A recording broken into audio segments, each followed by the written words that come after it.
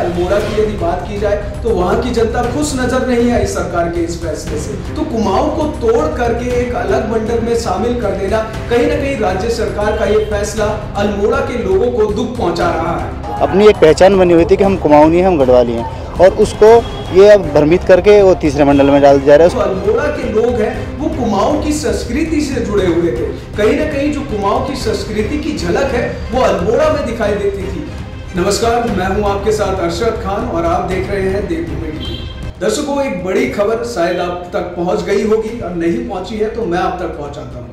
प्रदेश उत्तराखंड को तो आप भली भांति जानते होंगे, पहचानते होंगे, यहाँ के दूरस्थ इलाकों को जानते होंगे, यहाँ पर कितने मंडल हैं, कितने जिले हैं, इन सभी चीजों की जानकारी लगभग प्रदेश के हर एक व्यक्ति को और हर एक बच्चे को या बड़े को हो सकती है। लेकिन आपको बताना चाहूंगा, कभी प्रदेश उत्तराखंड में दो मंडल हुआ करते थे जिसको गढ़वाल और कुमाऊं मंडल का नाम दिया गया था। लेकिन हाल ही में जारी हुए बजट सत्र में, जो कि सरकार का अंतिम बजट सत्र भी रहा है, उसमें त्रिवेंद्र सरकार और खुद मुख्यमंत्री त्रिवेंद्र रावत ने एक बड़ा फैसला लिया है, जिसको काफी बड़ा फैसला माना जा रहा है। ये कहीं ना कहीं पावर का डिसेंट्रलाइजेशन सरकार इसको कह रही है। लेकिन क्या वो फैसला है? वो फैसला है तीसरी कमिश्नरी का, यानी कि प्रदेश में तीसरे मंडल का। अब पहले गढ़वाल मंडल, कुमाऊं मंडल हुआ करते थे, लेकिन अब एक और मंडल जुड़ चुका है, गैरसैंण मंडल।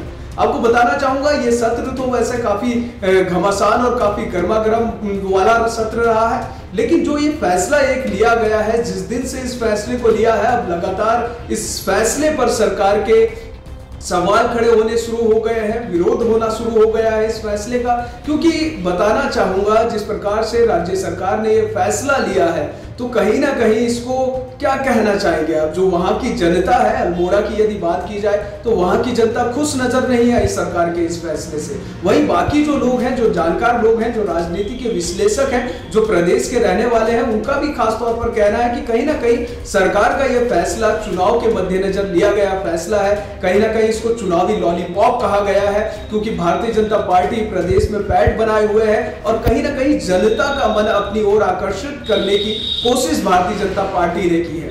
लेकिन क्या वो वजह रही है कि तीसरे मंडल की जरूरत पड़ी? प्रदेश की जनता ने तो इस तीसरे मंडल की कभी मांग नहीं की थी। प्रदेश की जनता ने तो राजधानी गैरसैंण की मांग की थी, जो कि स्थायी राजधानी के रूप में की थी, जो कि पहाड़ की राजधानी पहाड़ पर की थी। ये प्रदेश की जनता की मांग थी, लेकिन राज्य सरकार ने उनको उस मुद्दे से भटका करके तीसरा मंडल दे दिया। इस तीसरे मंडल में 4 जिलों को जोड़ा गया है।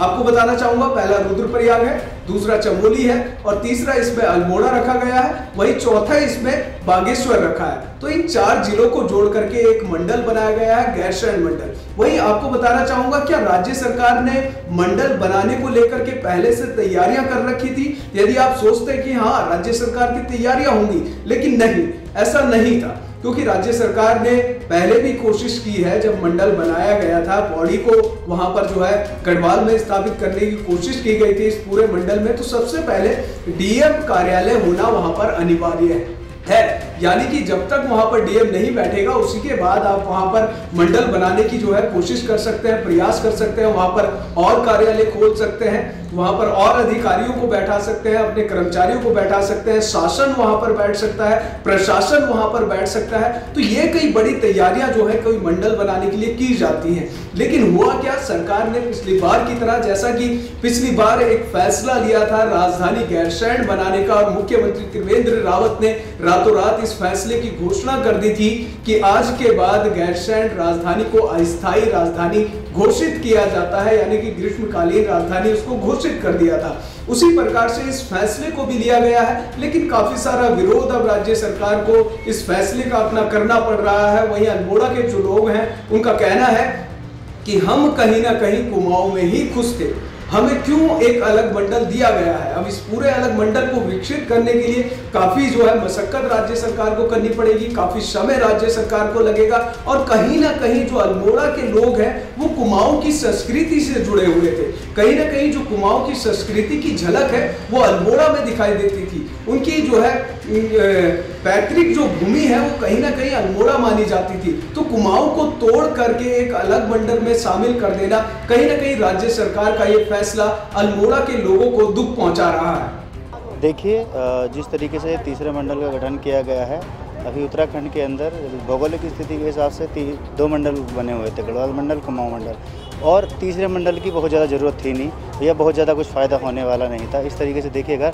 जो मूलभूत सुविधाएं होनी चाहिए, जो मेन मुद्दा है, उस पर तो बात की नहीं जा रही है। इस तरीके की नए ये बना दिया गया तीसरा मंडल, उससे लगता नहीं कोई फ़ायदा होगा, और उससे ही जो क्षेत्र के लोग हैं उनका गुस्सा है कि हमें नहीं चाहिए ऐसा।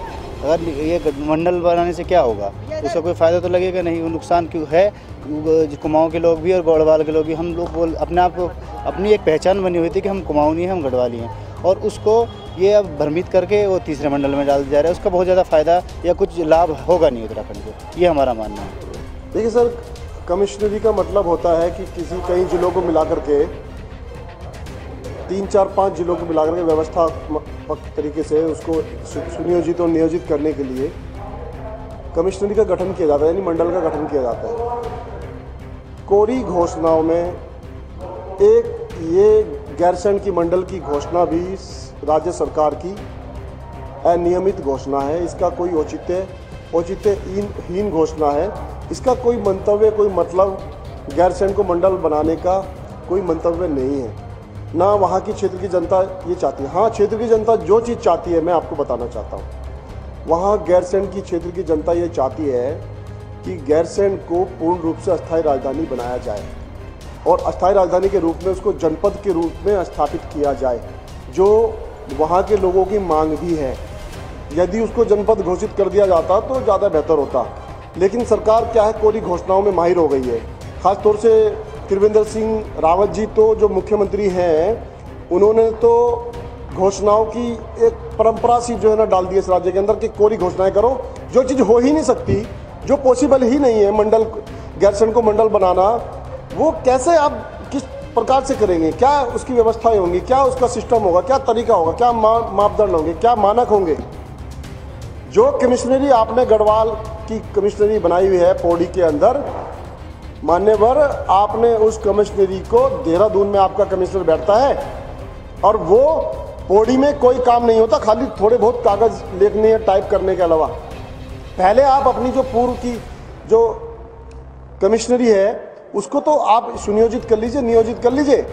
आप नई घोषणा आप गैरसैंण के नाम पे करने जा रहे हैं। गैरसैंण पर अगर किसी घोषणा की आवश्यकता है, राज्य की जो मांग है, राज्य के लोगों की जो मांग है, वो केवल और केवल गैरसैंण को हम अस्थायी राजधानी के रूप में स्थापित करें, जिससे उस क्षेत्र का विकास हो सके, जिससे उस क्षेत्र के लोगों को रोजगार, स्वरोजगार और नौकरी में जो है ना भागीदारी मिल सके, न कि उसको मंडल बनाने से कुछ नहीं होने वाला है। इसलिए सर्वजन स्वराज पार्टी इस घोषणा का विरोध करती है, घोर विरोध करती है, क्योंकि आवश्यकता मंडल बनाने की नहीं, गैरसैंण को अस्थायी राजधानी बनाने की है। वो आप काम करिए।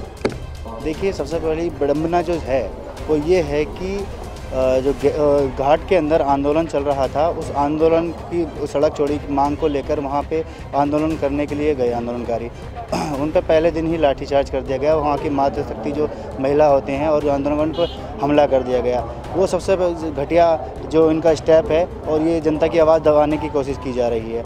और दूसरी बात, इस तरीके के ये जो कार्यक्रम कर रहे, पहले मुख्यमंत्री जी ने ग्रीष्मकालीन ये राजधानी बना दी गई उनको, ठीक है। हम लोग उत्तराखंड के लोगों का कहना तो ये है कि भौगोलिक स्थिति के आधार पे, और जब उत्तराखंड राज्य बना था तो उसको परमानेंट राजधानी यानी कि स्थायी राजधानी का गैरसैंण में खिताब देना था, कोई मंडल नहीं चाहिए था। हमें राजधानी चाहिए थी उत्तराखंड के वासियों को, कि हमें एक राजधानी चाहिए, और इन लोगों ने ये मुद्दे को भटकाने का काम और राजनीतिक उसका फ़ायदा लेने के चक्कर में इस तरीके से एजेंडे लाए जा रहे हैं।